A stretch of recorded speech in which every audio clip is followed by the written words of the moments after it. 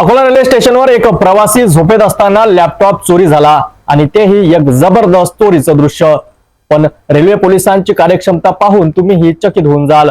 Akola railway पोलिसांनी 2 तासात चोराला पकडून लॅपटॉप परत दिला। पहा हा खास रिपोर्ट।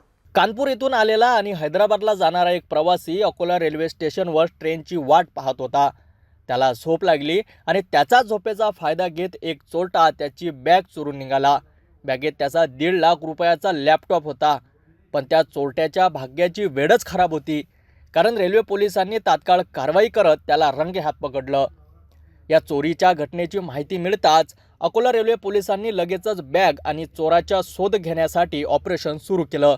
सीसीटीव्ही कॅमेऱ्याच्या माध्यमातून चोराचा चेहरा ओळखला आणि पोलिसांनी त्याला स्टेशन परिसरातून जेरबंद केलं। थोड्याच वेळात त्या प्रवाशाचा 1.5 लाख रुपयाचा लॅपटॉप तो परत मिळाला। एकदम तासाभरात पोलिसांनी या घटनेचा छडा लावला आणि चोराला अटक केली आहे।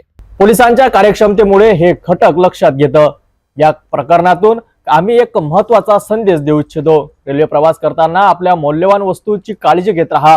कोणीतरी संशयास्पद व्यक्ती दिसल्यास ताबडतोब पोलिसांना सूचित करा।